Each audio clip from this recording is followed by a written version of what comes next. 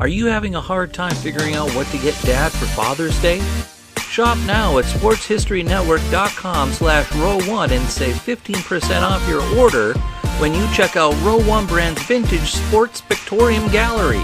They have America's best sports art. With over 7,200 historic sports prints, you're assured to find something unique for Dad this Father's Day.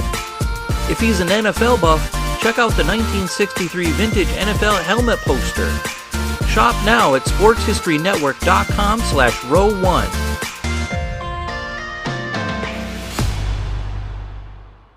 When he joined the New York Knicks, he turned the team from a contender into a championship winner. But it was what he did before he joined the Knicks that helped him become a Hall of Fame forward. And that included pitching for the Chicago White Sox and being named the youngest coach in NBA history before his trade to the Knicks. Next, on Sports Forgotten Heroes, the remarkable and forgotten story of Dave DeBusschere. This is Sports Forgotten Heroes, a tribute to the stars who shaped the games we love to watch and the games we love to play. Stars who provided us with many thrills, but when their time was up, they faded away. We'll take a look back at their spectacular careers, their moments of fame, even if it was just for one season or just one game. And now, here's your host, Warren Rogan. Hello and welcome to Sports Forgotten Heroes. In just a moment, Bill Pruden, a member of SABR, the Society for American Baseball Research, will be joining us to talk about one of the greatest New York Knicks ever, Dave DeBusschere. Now, you might be asking why have a guest on the podcast who writes biographies about baseball players talk about a basketball player. Well, the answer is simple. Before DeBusschere became such a great basketball player, in fact, he was named one of the 50 best in NBA history. He was a pitcher for the Chicago White Sox. Now, before we get to DeBusschere and Bill Pruden, I just want to let you all know that this episode of Sports Forgotten Heroes is sponsored by Audible. With Audible, you get a free audiobook download and 30-day free trial at www.audibletrial.com/sportsfh. Over 180,000 titles to choose from for your iPhone, Android, Kindle, or MP3 player. Audible is a great way to show your support for Sports Forgotten Heroes and a terrific way to listen to your favorite books, especially when you're on the run. Give it a try free at www.audibletrial.com/sportsfh. I have several audiobooks in my queue now, some of which I have listened to for Sports Forgotten Heroes.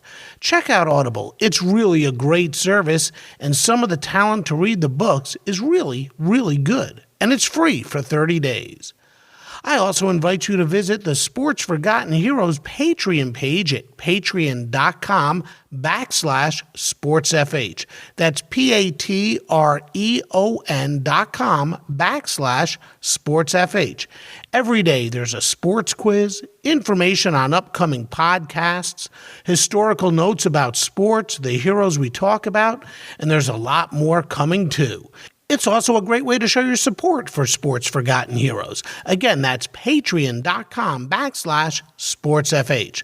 Follow Sports Forgotten Heroes on Twitter at SportsFHeroes and look for our page on Facebook or visit Sports Forgotten Heroes on the web at sportsfh.com.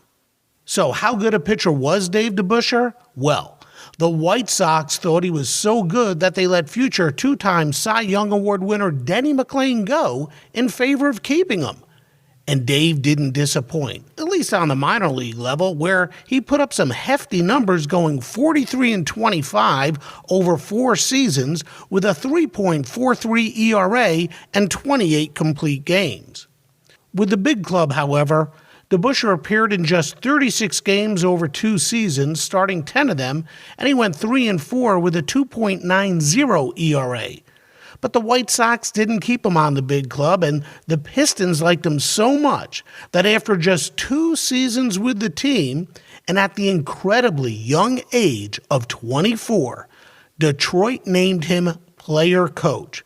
Now, that's a lot of pressure for someone so young, but what an incredible honor, and man, does that say a lot about your basketball acumen. And here to tell us more about Dave DeBusschere is Bill Pruden. Thank you. Appreciate the opportunity to be here. So tell me about SABR and your involvement and why you remember, what you find so interesting about SABR. Well, I'm a longtime baseball fan, and like so many people for organizations like this, a friend of mine made me aware of the organization. I looked into it, and I've really enjoyed it. I mean, there's an awful lot of great information, a lot of sharing of great stuff, just interactions with lots of fellow baseball fans, and that's also one of the things I like about it is it really approaches the game from a wide range of directions. You know, I think there's you hear about it in the major league, the sabermetrics kind of stuff, but as my involvement's been more kind of historical, narrative type stuff as opposed to statistical, and SABR supports that just as fully as they do the number crunchers. So tell me some of the people who you have written bios about. Well, I actually I've only written 4 bios, but they've been sort of personal, I guess you'd say. Dave DeBusschere is one. I grew up a big New York Knicks fan, knew he had played both baseball and played for the Knicks in the NBA, and thought, looked into it and saw that was available and thought, all right, I'm going to jump on this one.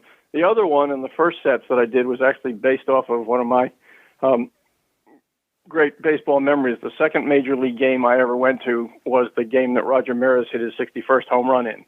Wow, that's awesome. I grew up in northern New Jersey, and I constantly thought about this when McGuire and Sosa were chasing the records, and they were selling out every time. But I say the morning of the final Yankee game that season, my father looked at the paper and said to me and my younger brother, said, we could see some history today. And literally drove across the bridge, which was all it took. As I say, I grew up right out in Bergen County, right outside New York City, and we're there when it happened. So when I found out about the SABR bios, I checked into it, and nobody had written on Maris. So they assigned me that one, and that was the first one I did. And then I figured, wow, that's really cool. Really cool. That was. So I wrote on that one, and then I kind of figured I'd expand a little bit, and then wrote on Tracy Stallard, who gave up Maris' 61st home run, and Jack Fisher, who did the 60th.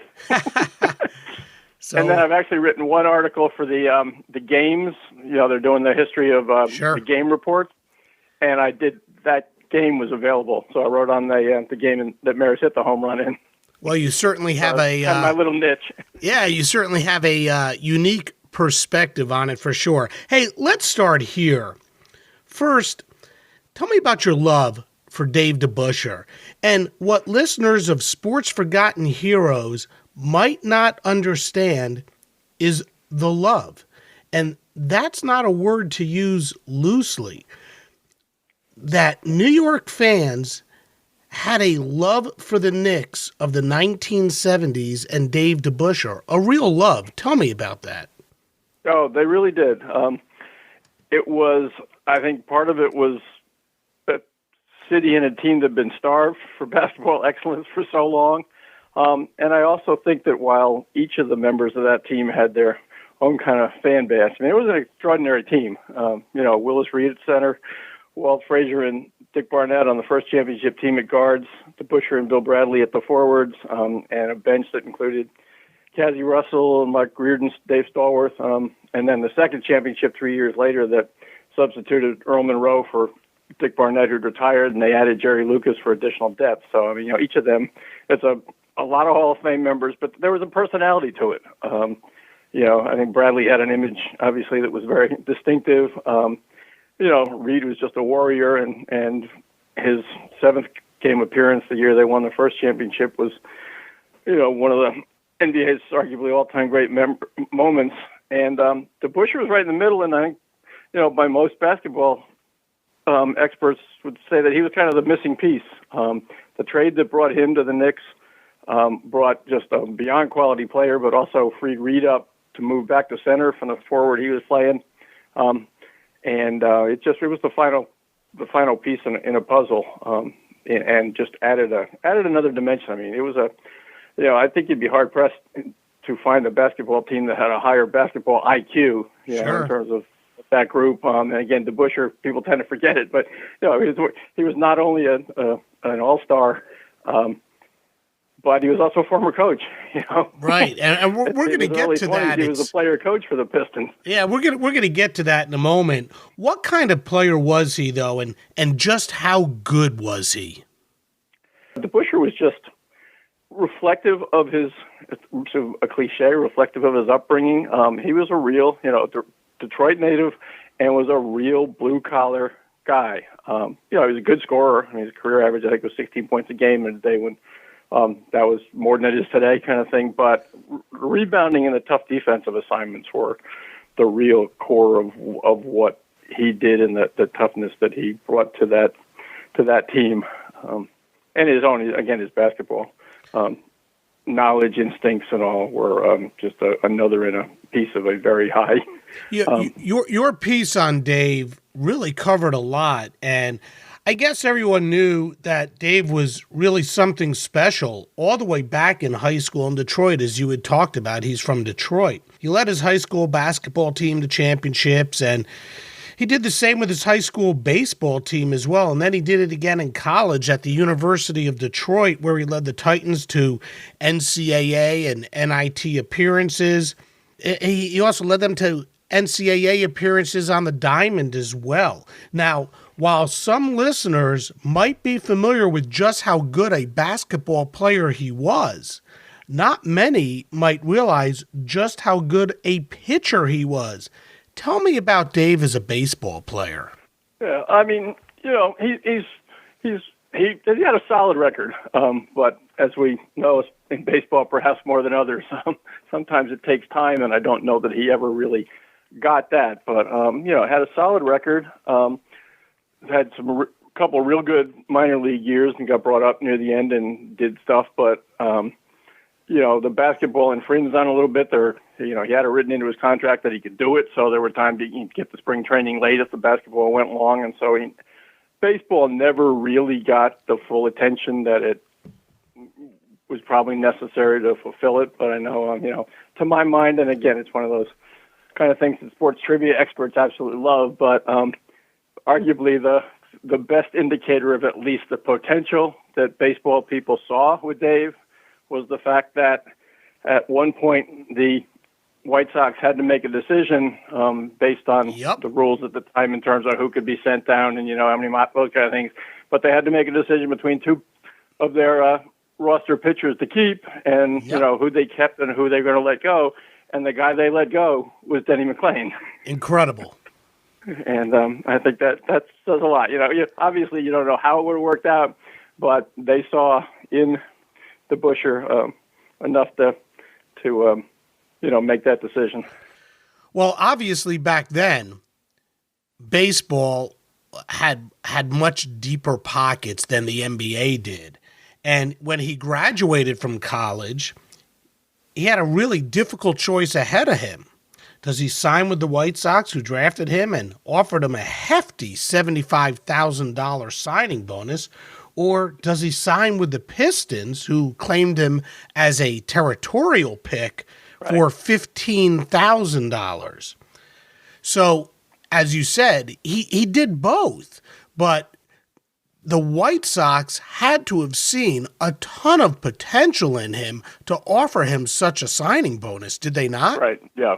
Yeah, no, I'm sure that's a big piece. I mean, I think he was obviously a tremendously talented athlete, and both sides were trying to convince him to come to them. I mean, there's speculation that the reason he was named player coach for the Pistons was that, all right, if he's got that responsibility, maybe he's finally going to give up this silly baseball thing, which is certainly how the Pistons saw it. But, I think you've got a guy who was not only talented, he was obviously a tremendous competitor, and I think that was a part of it. As you look back on it, and who knows, in retrospect, it may have been part of why his heart gave out when he did, that he's just given it his all and dying young. But, I think this was a guy who was just had to compete and needed to do it almost 12 months a year kind of thing, and, didn't step away from that. The commitment to both sports. I mean, especially today, players keep themselves in shape all year round for their particular sport. The commitment he must have had to have made back then to play baseball for X number of months a year and to play basketball for X number of months a year had to be huge, but he sure did give it a try. Yeah, Tell me he gave it a try, and I think he was, he was a tremendous competitor. I mean, his teammates all talked about that, and a real leader in that way too. I mean, that example, and it's not something you see today, even at lower levels. To play at that level in the majors, so much of, and I say this as a father and as a high school educator, the kids are specializing so early nowadays, and we're not apt to see it. DeBusschere, again, not just because Dave DeBusschere was a unique person, but the whole landscape of sports has changed so much. Well, he sure did give it a try. Can you tell us a little bit about his career with the White Sox? Yeah, I mean, he never really had a full season. It was always kind of the ups and downs. His overall career was a solid one. It was he had barely 100 hours, but 100 innings pitched, 3 and 4. His ERA though was under 3. So I mean, there was always the indicators, but in part because of basketball, he never really got the full thing. I mean, he never had a full scale spring training because basketball always overlaps, so he was really kind of catching up, and so he'd be brought up late. The NBA started a little later in those days, so he was able to finish out some seasons, and that was where he got it. But he was always kind of running from behind when the season started, then send him down to work on it and get things rolling in the minors. He has a couple of some real good minor league seasons. Right near the end, he had a AAA season with Indianapolis where he was 15 and 12 and an ERA of 3.65, which was nothing to sneeze at at that time, and with his size too, he was a real workhorse too, in a way that we don't see in the same way nowadays. He was putting in a lot of innings, and so he was doing pretty well with the Pistons at the same time, right. And he had become somewhat frustrated with the White Sox because they wouldn't promote him to the majors. They kept him down in the minors. Yep. And didn't he think that he had done well enough to earn a spot with the team after spring training of 1964? Yep. That's my understanding. He reached the point where it's like, give me the chance. I feel like I've earned it. And when that didn't come, it wasn't worth it to continue burning the candle at both ends if one of those was only going to yield the minors, I think was the impression I have from what I've read and heard. Yeah, so the White Sox in 64, they sent him down to get a little more seasoning. And then two things happen. To make room for him, as you had mentioned, the White Sox gave up on a guy who ultimately would win 2 Cy Young Awards, Denny McLain, the last 30-game winner in baseball. And in his time in the minors during that period, DeBusschere goes 25-9 for the White Sox AAA team in Indianapolis. So he's pitching well enough to prove that he should be called up, but no matter what he did, it just wasn't enough. So how frustrated did he become, and how much did this frustration ultimately lead to his choice to abandon what might have been a pretty good baseball career? And I guess that goes to I don't know if you know this or you can weigh it. Did he have more love for one sport over the other? From the stuff I've read, I didn't get a sense of that. I think he was just such a competitor and loved the sports, but I think that competitive aspect, like anything, he felt like he'd done what needed to be done in the White Sox farm system with Indianapolis, and it's like, what are we waiting on here? I've earned the spot. They didn't give it to him, and unlike some other people, Denny McLain, for instance, who's kind of cut loose at least by the White Sox, obviously he gets picked up by the Tigers. DeBusschere had an alternative. Sure. And by that point, he had established himself in the NBA. So it wasn't like he was giving up the minor leagues in baseball for the end of the bench in the NBA. At that point, the Pistons are talking about the coaching job. He had established himself as an all-star, or at the early part, at least a near all-star. I mean, his rookie year, he makes the all-rookie team, starting to make the all-defensive team. So, I mean, he'd established himself as a very, very solid NBA player as opposed to still toiling in the minor leagues in baseball. Right. So now, before we get to what the Pistons did to really entice Dave to leave baseball and totally commit to basketball, which you have, hinted towards a couple of times, I want to talk, if you can, a little bit about the correlation between the two sports. We all know about Deion Sanders and his attempt to play baseball and football at the same time, and we all know about Bo Jackson, who just might have been the best two-sport star we've ever seen when he played for the Royals and the Raiders. Yep. But there are several who played basketball and baseball. Gene Conley played for the Celtics, and I believe it was the Boston Braves. He's the only guy ever to win a championship ring in two different sports. Danny Ainge did it. He played for the Blue Jays and the Celtics. There was Ron Reed. And Bob Gibson. I had no idea about Bob Gibson. You actually told me that. Yep. So Bob Gibson was a quality player, basketball player at Creighton University, was the NBA caliber. I think he was drafted, but I'm not 100% certain of that.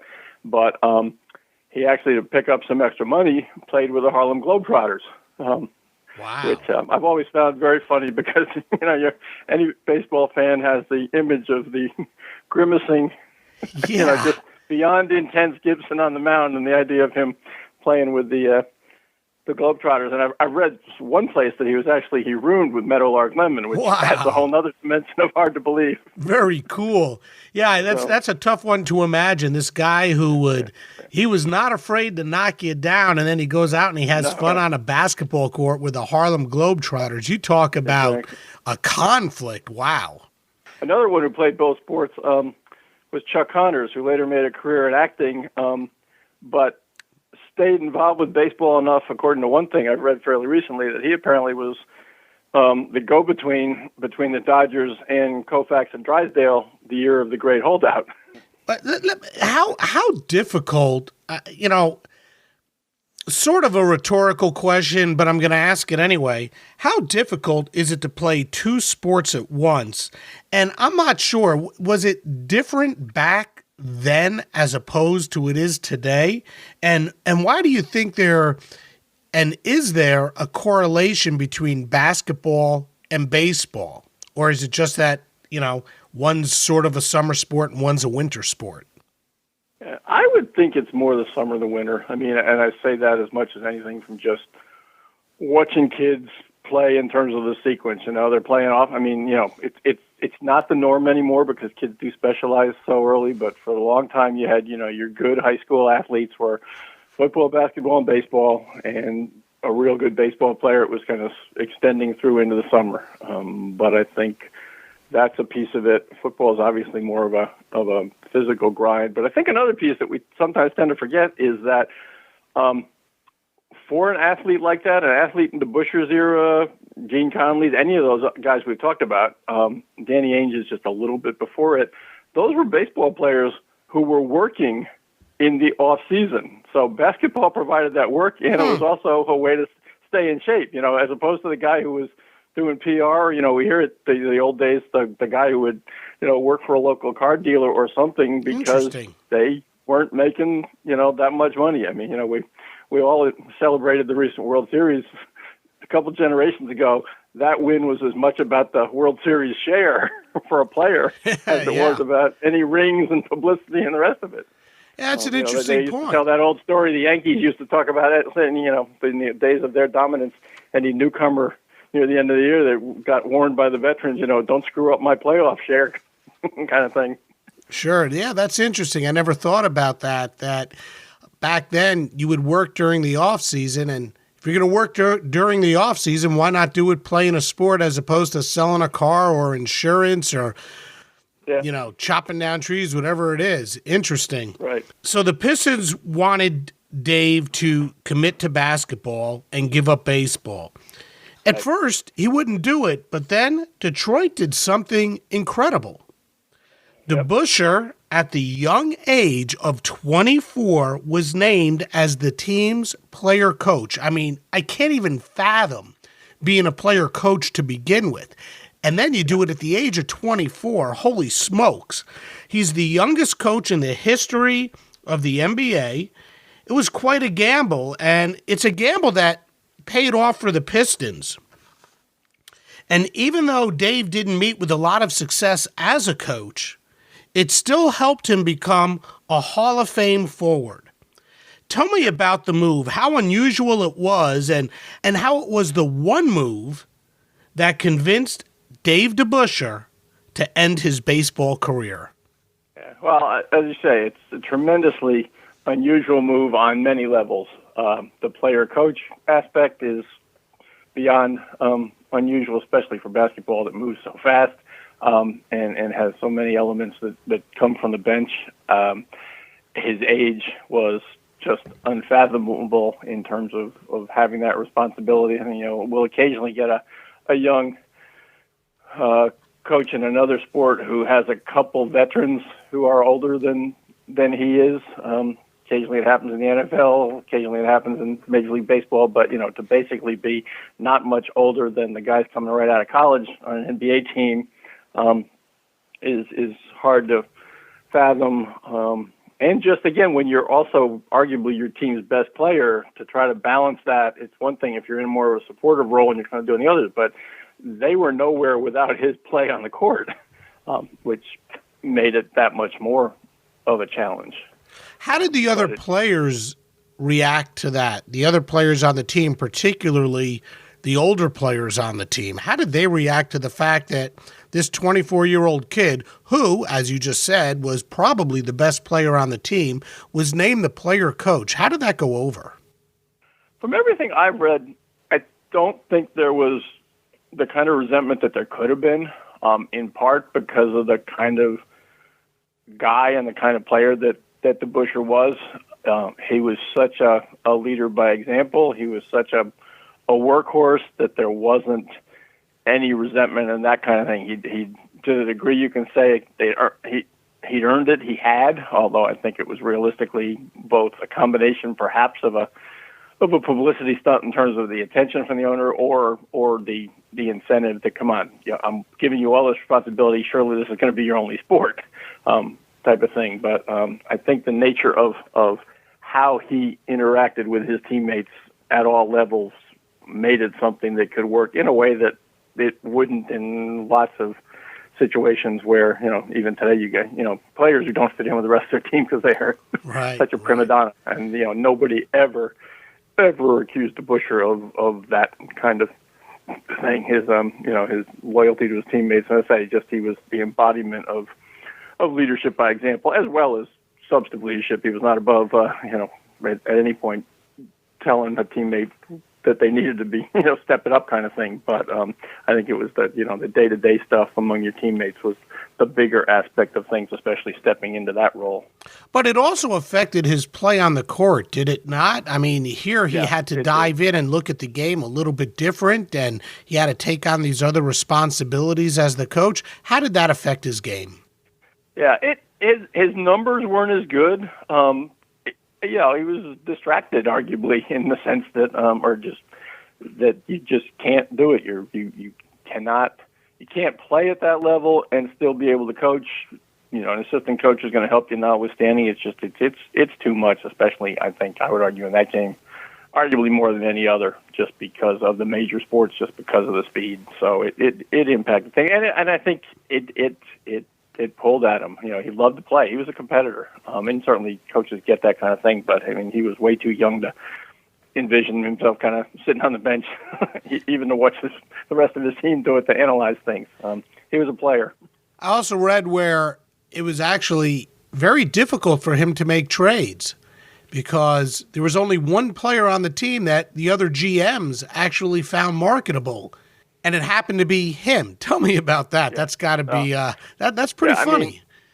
It was hard. It probably made it a little bit easier to coach because he was the centerpiece. But at the same time, hard to build a team and can only be frustrating. I mean, he understood the game of basketball way, way too well to ever think, excuse me, that he could do it all. So to not have the other players around him, I mean, I think that was a piece of it. I mean, and he never, ever said anything about how pleased he was to get traded to the Knicks when that happened, because he knew that he was finally getting the kind of support and being put in the kind of situation that he had always longed for and could only see at a distance when he was with the Pistons.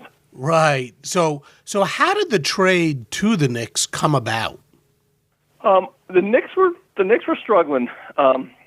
It was, they'd gotten the pieces together. It was the team that finally won the championship was comparatively young.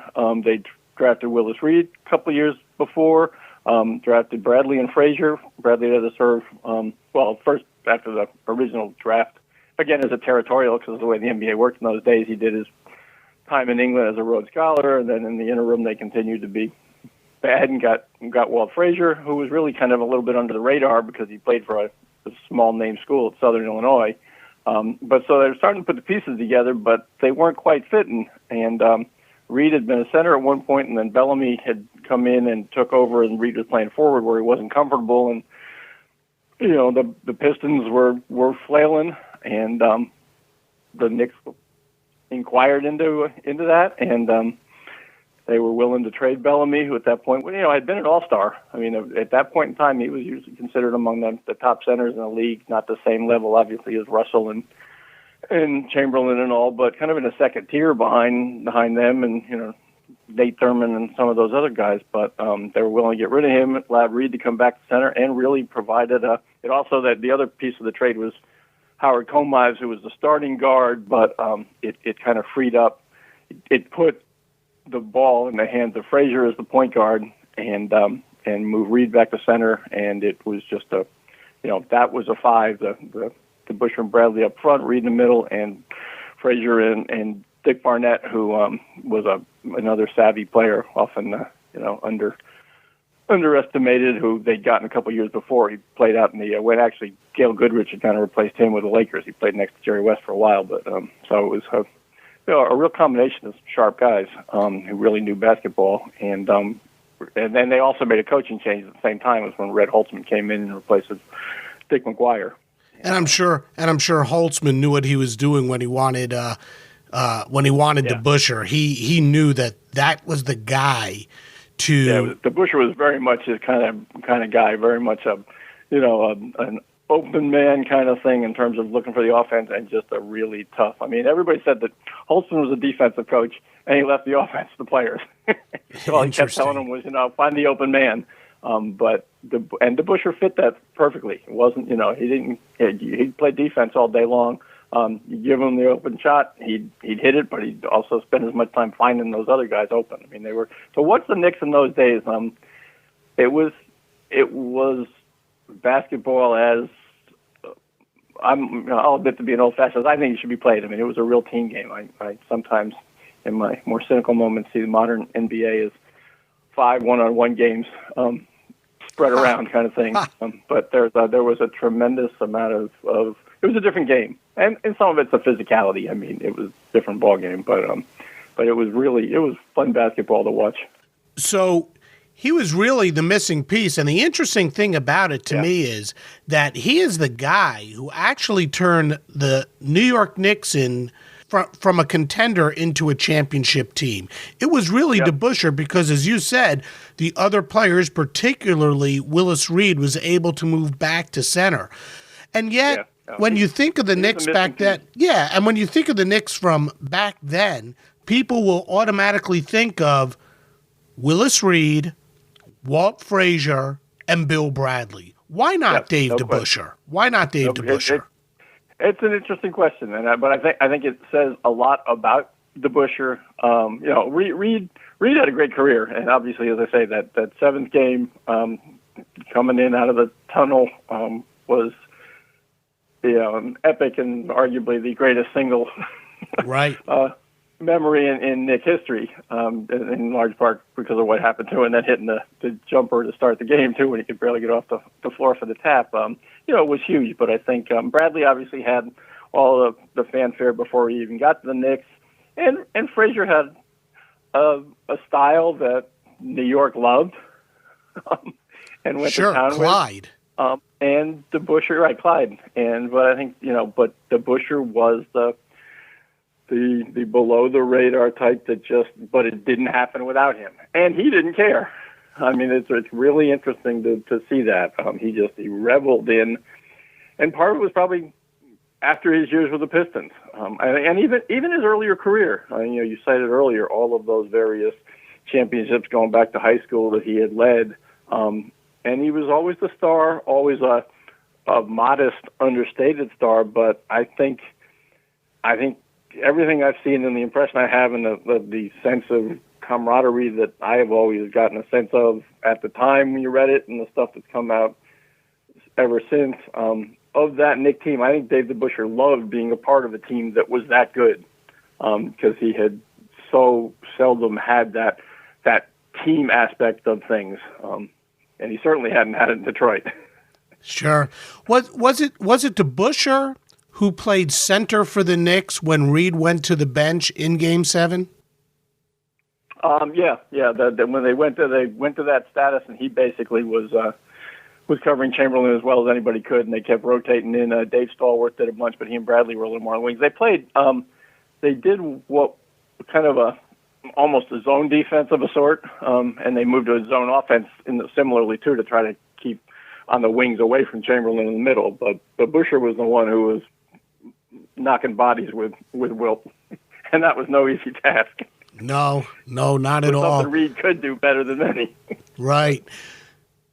So he was a key ingredient to the Knicks, perhaps the key ingredient. We all remember Willis Reed and Walt Frazier and Bill Bradley, as I said earlier.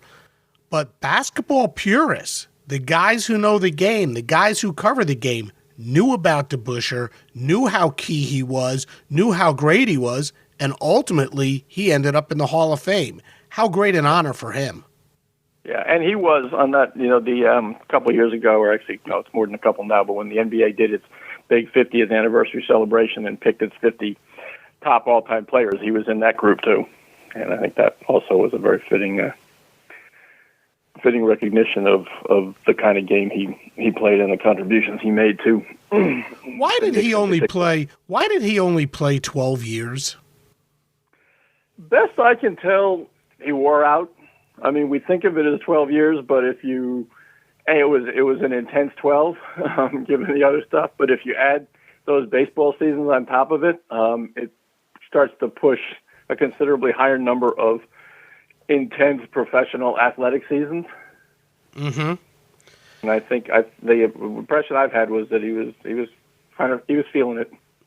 A part of me wonders too if, because by the last year that he played, the Knicks had started the downturn. Bradley had retired. Reed's injuries had caught up to him, and a part of me can't help but wonder, as competitive as he was, and given the kind of roller coaster he'd been on that had finished on a high note, that it was like, I don't need to play out the string with some losing teams kind of thing. Right.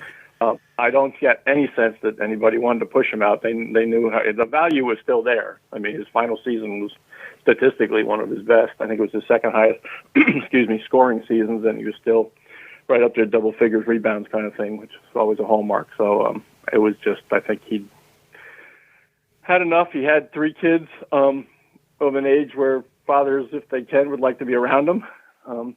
He wasn't done with basketball after he retired from the Knicks. He goes on to the ABA, the American Basketball Association, right, and becomes general manager of the new team, the New York Nets. Tell me about that. Well, I think, I think he looked, the way I understand it, he looked for some spots. The Knicks didn't have anything. He was settled in the area, so he didn't want to go outside. Again, the family was an important part. His wife was his high school sweetheart, and so the idea of he was settled out in Long Island, and so staying in that area was important to him. And I think he probably felt too, given his experience, that he had something to offer to a up and coming organization like that. The Knicks were not real thrilled, from all reports, because at that point we tend to forget it now, since a lot of other teams moved into the NBA. But there was a war Right. the ABA and the NBA. And the he NBA was played not it. happy about it, and when one of their, he added a lot of credibility to that. Right. He played a key role in that because after being the GM of the Nets, he moved on to become the commissioner of the ABA, Exactly. and he played a key role in the merger where the Nets, the Pacers, the Nuggets, and the Spurs all went from the ABA to the NBA. Tell me about that. Yeah, and I think that that was also, I think, reflective of his stature, that he had that with the NBA people. It was a symbol of, all right, if a guy like him is involved with the ABA, it can't be that horrible. He could, he knew those people. He could talk to those people. But the loyalties, New York being what they are, there are more than a few people who speculate that the delay in retiring his jersey by the Knicks was in part a product of his involvement with the enemy, so to speak. Interesting. Happily, the Knicks came to their understood the greater value. Yeah, there was sort of a cold period between DeBusschere and the Knicks, and that's because of his involvement with the Nets and the ABA. Right, and then of course, ironically, he does come back to the Knicks for one of the Knicks' greatest moments, the NBA draft lottery, the first ever draft lottery, and I could still see that day. I remember watching it, and I can still see his face when he realized they had the first choice. He looked as excited there as he had when they'd won the championship. Absolutely, and they go on to pick Patrick Ewing with that pick. Tell us about Dave's days with the Knicks as an executive and the disappointment that he must have experienced over the fact that even with Patrick Ewing, the cornerstone to what he had hoped would be a new era of New York Knicks championship basketball, and they made the finals, but they could never get over the hump. Right. Yeah. No, I think it was very, very frustrating, but it was that element. I think if you really looked at those teams, and Patrick's an example of the reality that it does take a team. They had the centerpiece, but they were never able to get the full set of pieces in the way that the Knicks that DeBusschere had played on were able to. Let's say it's that complementary stuff, and that's why I think the Knicks of that era were really a special group. There was a lot of talent, but it was a talent that built off of each other. Dave DeBusschere had been a great Piston, but he was an even better Knick because they played off those things. Bradley was a guy who played best within a system like that. Reed was a very effective center for that kind of a team too. It was a centerpiece on that, and the guards. Frazier, was a great point guard. Did what he did, but he also, he people tend to forget as good as he was, but defense was a centerpiece of his stuff, and that really played to his strengths, and he did what he needed to do on offense too. But and then you get to the other people who bought into that. I mean, when Earl Monroe came and was on the second championship team, a guy nearing the end of his career who'd always struggled that same way, and finally he had a chance to be a piece of a winner. And in a one-on-one situation, he was still Earl the Pearl, but he didn't have to carry that team and made great contributions, but was not the same player either visually or statistically that he'd been with the then Bullets, because he had to be. Right.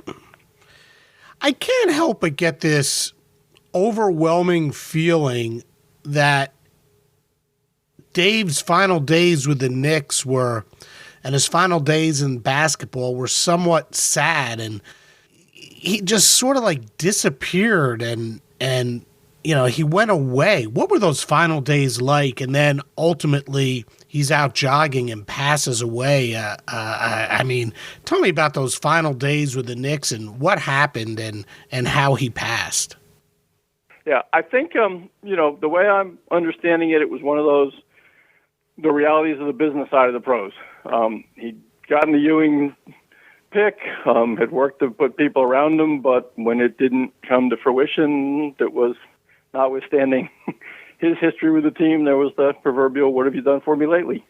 And, he was fired as general manager, went to, worked for local corporation, kind of vice president, corporate development, essentially PR, the kind of thing that more than a few athletes over time with their connections. And again, Dave was at that point in time, Dave DeBusschere was, and within corporate circles for sure, a New York icon.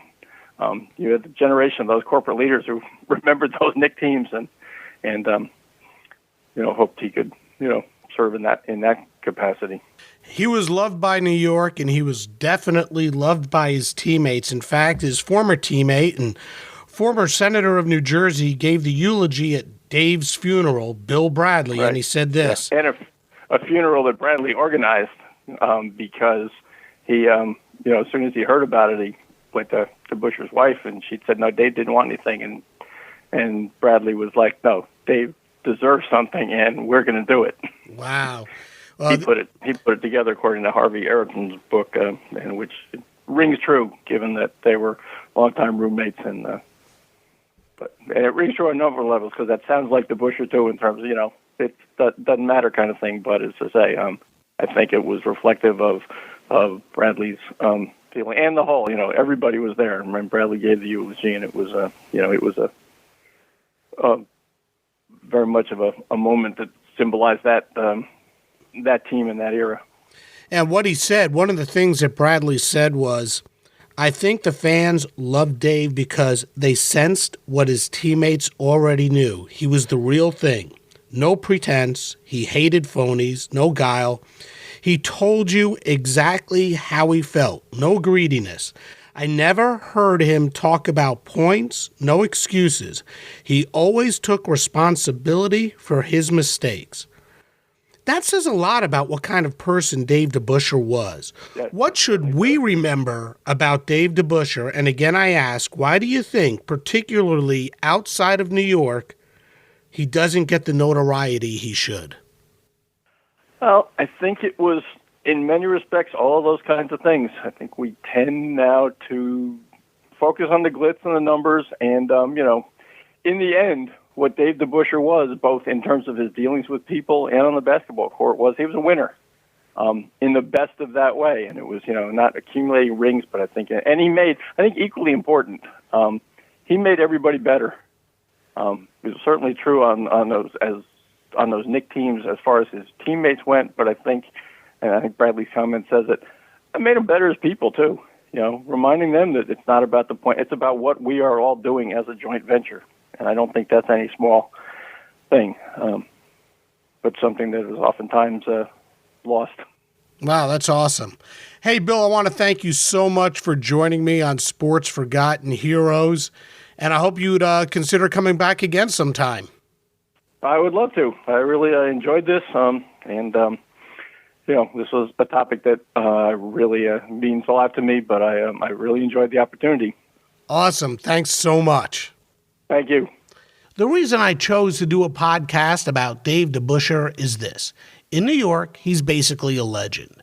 Outside of the Big Apple, however, very few people remember him, and the fact that he played for the Pistons and was the team's player coach at the ripe young age of 24 is something very few people remember. In fact, I have a very good friend who lived in Detroit, grew up a Pistons fan, and had no idea that DeBusschere was the team's player coach. And add to the fact that he was a two-sport star, having pitched for the Chicago White Sox, is even more remarkable.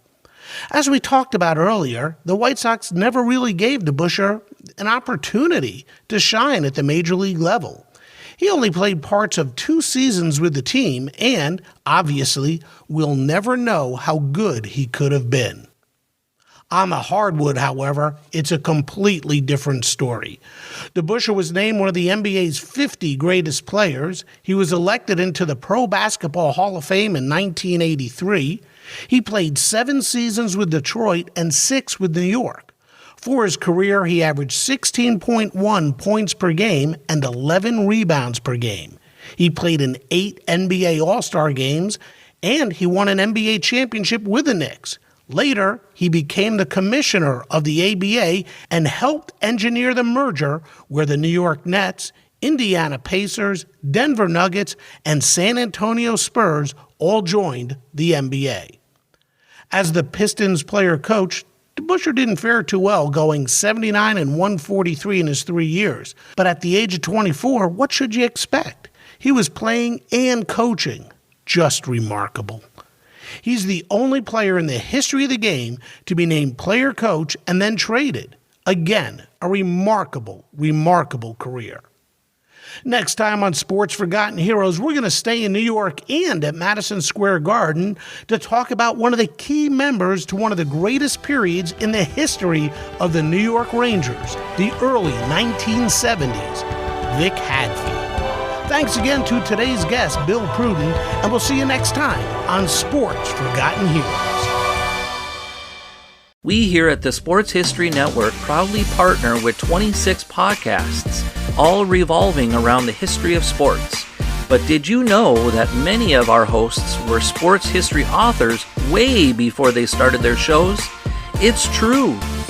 We've got Joe Ziemba, host of When Football Was Football, Joe Zagurski, host of Pro Football in the 1970s, Mark Morthier, host of Yesterday's Sports, Tommy Phillips, host of Lombardi Memories, and Scott Adamson, co-host of From the 55-Yard Line. All these authors have many books for you to choose from. To check them out, go to our website at sportshistorynetwork.com/sportshistorybooks. Pick up your copy today. Soundtrack provided by Kevin MacLeod of filmmusic.io.